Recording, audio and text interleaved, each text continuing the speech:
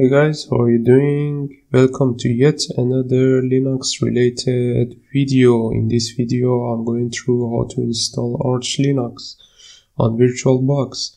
So my idea is to have a series on Arch Linux, and I start this episode with installing the bare minimum Arch Linux on VirtualBox, and later on in the upcoming episodes I continue with rising this virtual machine. So first I create the virtual machine, I call it Arch U2, and I give like a 4 GB of memory, and for the hard disk I'm a bit short on it, so I just go with the 10 GB. That should be more than enough. Then I tweak a little bit the settings here. So for example, I increase the CPU to 2. For the display memory, I max it out to 128, and also I want to disable floppy. Then I add the ISO here and start the virtual box. So let me bring it to this window so you can see it. So we are waiting for it to boot up. Here is the prompt, and we have to get it started. So the first thing is we have to set the keyboard layout. The default keyboard layout is English US keyboard layout. For me that is fine, that's what I use actually, but if you want to change it, so first of all you have to get the layout name, right? So to do that you just do user share kbd keymaps, and then you just print it out whatever that is here. So you see there are like a multiple keyboard layouts here, so you can choose which one that you prefer. So just to give you a demonstration, so I just load German keyboard layout here. So the German keyboard layout is a little bit different. So for example, if I press Y key on the a US keyboard, it prints Z, and if I press Z, it prints Y. So now if I want to change it back to the US, you see I pressed the wrong keys, US. So now it should back to normal. Alright. The second step, which is not necessary for the VirtualBox, is to check whether the UEFI module is loaded on your system. So for that one, you just do ls firmware EFI and EFI wars. So if you get the error, that's okay, there is no such a file or directory, means that the EFI modules are not loaded in your system, so you don't need to be worried about it. In VirtualBox by default EFI is disabled unless you set it explicitly.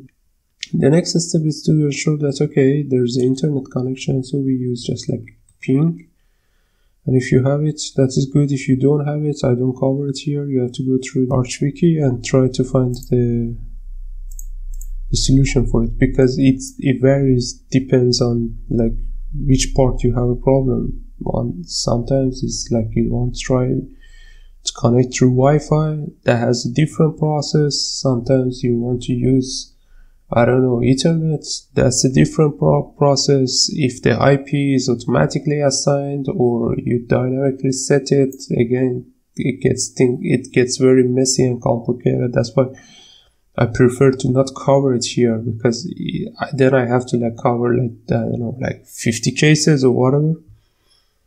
So the next step would be to update the system clock with the NTP. For that one we just use time-date-ctl. This is the systemd command actually. Set NTP true. So then we're done with that part, and then now we have to do the partitioning. So the partitioning would be a little bit different, depends on whether you have EFI or not. I tried to cover both like a BIOS version and EFI version as much as possible, but since here I'm running the BIOS one, so I go with that option. So the first step is to check your hard disk. For that one, I'll just run fdisk-l. So here you see I have two. This /dev-loop0, you can just ignore it because this is just like a mounted ISO file. And the main thing that we are going to work with is dev/sda, which is a 10 gigabytes, let's say, hard disk. If you are using UEFI for that, then the partitioning will be different. I just covered it a bit.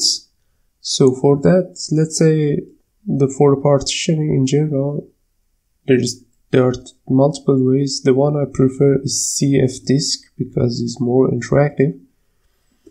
So for the UEFI, you have to select the GPT and then create 3 partitions, which are UEFI which means root partition, and optionally swap partition. Keep in mind that if you are dual booting, most probably you don't need to create the UEFI partition. It should already exist.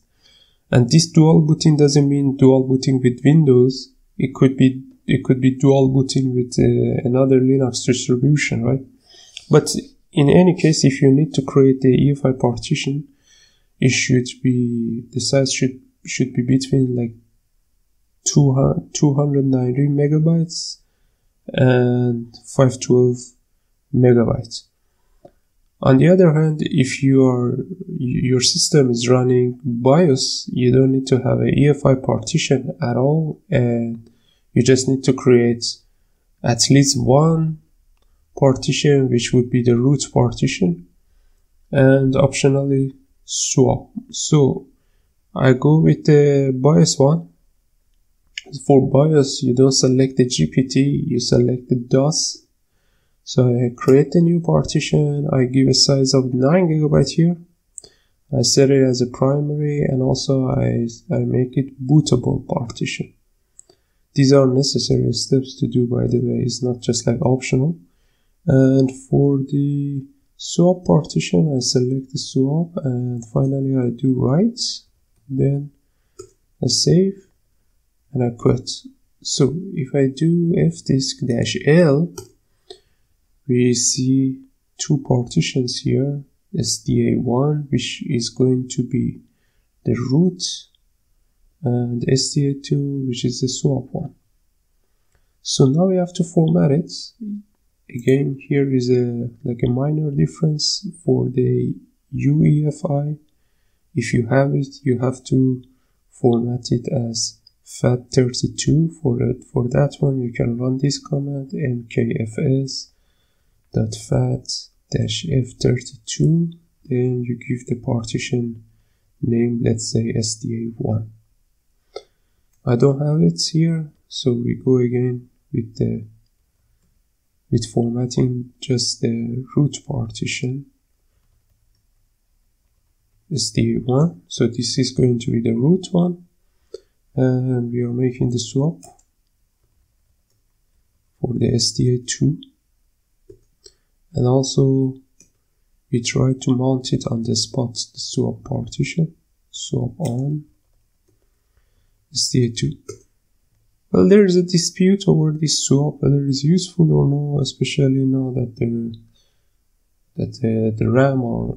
RAM is so cheap. I think it still is useful, even though that it is not very good for SSD or like any flash storage, because it just like reduces the lifespan of those sort of storage. But I think is useful anyway, because you can just like load the programs that are like larger than your memory, available memory. So now we have to mount the partition. Again, if you have a UEFI, you have to mount it like this, /dev, let's say SDA1 /UEFI, you have to mount it to /UEFI, and mount the root partition to /mnt. Right, so if I do if I try to ls the /mnt, you see is empty, there's nothing there.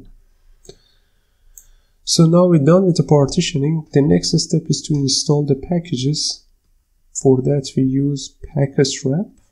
and we point to the root partition, which is mounted on /mnt, and try to install the necessary packages. According to the Arch Linux wiki page, the two necessary packages are base and Linux, but I add like a couple more that in my perspectives are very necessary. One is base devel, which has GCC, G++ compilers and related libraries. Is useful if you want to use AUR, which I think most of you guys need to use. And another one is Linux firmware. This one has all the firmware and drivers. If you don't want to use any, let's say, closed source software or binary blobs, then maybe this is not Linux firmware is not for you, because it may contain like binary blobs. And then we install grub. Grub is for bootloader, and then Intel Ucode. This Intel Ucode is highly recommended but not necessary. It contains some macrocode for Intel and AMD CPUs. Another package would be DHCP-CD. This is the network daemon. I explain about this further. And text editor, here I go with sudo because we need to edit like a couple of files after installation process. And finally, sudo. Sudo is needed if you want to limit the access to the root user and give a temporary root privileges to the normal user, then you need to have it.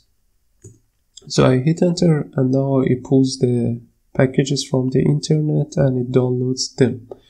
So I see you guys again once the installation process is over, because it takes like a couple of minutes. Alright, so the installation process is done. For you guys, it was less than a second. For me, it took like 56 seconds. So now let's continue. We have to generate the FStab. I explain about it after I generate it. fsgen FStab -u /mnt etc FStab, right? So you generate the FStab and writes it to /mnt etc FStab. So let me open the file because I can explain over that better. So FStab generally is used when you want to mount a partition on the boot time. So when the system boots up, automatically mounts that partition. So here you see it mounts the SDA1 which as a slash or root partition. Then here is the type ext4 and so on. Then also at the same time also it mounts the swap, which is in STA2, and this is the UUID. Let's say you have other partitions. For instance, you have a Windows partition. Then you just, if you want to have to mount them on the boot time, then you just need to modify this FStab file and do it and insert the necessary entries accordingly. So now that we are done with the FStab, we are going to switch root to the actual installation. So now if you see the prompt is different, right? It's changed. Means that we are already in the installed system, right? So this is loading the stuff from the hard disk. And I can prove you simply because if I try to run G++, you see it says, okay, no input file is given, but the G++ compiler exists. But if I exit from the sysroot and I do the G++, you see it said the command not found. So we have to set the time zone. So we create the symlink from the zone info, and here you can pass the continent. Let's say Europe, the city Berlin, and then I say where to have it in local time. Okay, then we have to sync the hardware clock. So okay, the hardware clock is synced.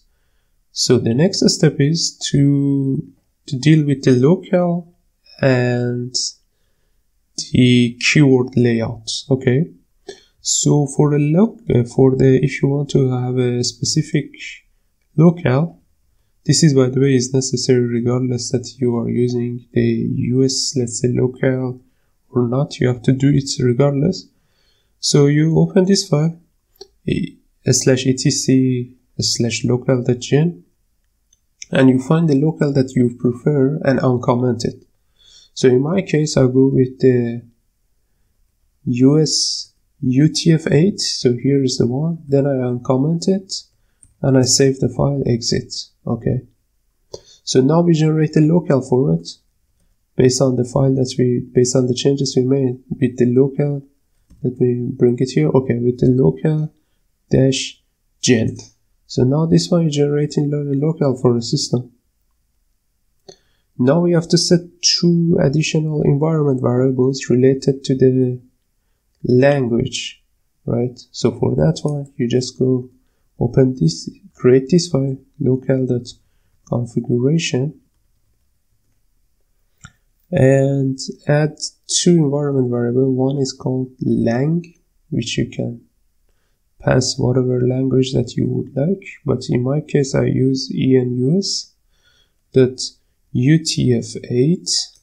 This is the same as my local name, right? Then you pass language, and here you just pass, like I pass like en_us. So here in my so after I save it and I exit, then run localctl set keymap, no converts, and here I pass us. So this us came from this one, list keymap. Okay. So the next step is to configure the network. For configuring the network, first we have to give the host name. For that, just open this one, /etc host name. Then you give anything that you want. You can pass local, you can pass anything. So here, for example, I give awesome. So what would be this host name? This host name will be shown here as well, right? After @ in your prompt. It's basically a machine name over the network. And then we have to define some, let's say, a static routing for it. For that one, you just open this file, hosts /etc hosts, and then add the following entries. So we are saying here we are adding, we say 127001, map it to localhost 1, map it again to the localhost, and okay, I made a mistake here, should be dot, right? 011, map it to the hostname .local domain. What was the hostname? The hostname was awesome. .local domain, and again awesome. Okay, this is basically says, okay, if somebody hits that 127.0.0.1, just like map it to the localhost 1, map it to the localhost, this one map it to the localhost. If you have your machine in a setup in the network and it has like a particular like domain to be known over the network, let's say, then you just need to change these ones accordingly based on the IP address that you would like to have it. So now we want to enable the network when the system boots up. So for that one, we are going to use systemd. So you remember that a couple of steps ago, I installed DHCPD. DHCPD is a daemon package that brings up the network, right? And is necessary if you want to access to the internet, and you don't want to every time when your system boots up to manually like enable DHCP CD service, right? So for that one, we just use this command systemctl enable, which tells systemd enable this service for me, DHCP cd.service, right? So now every time that we reboot the computer, this DHCP a daemon will start automatically, and we expect that the network connection or internet connection to be automatically be activated, right? So that's all for the network configuration. So now we are going to configure and install grub. So for grub, we do grub install and target i386 -pc/dev/ the hard disk that we have, right? The hard disk is here is a SDA. If you have a different one, just make sure that you don't give a wrong name here, okay?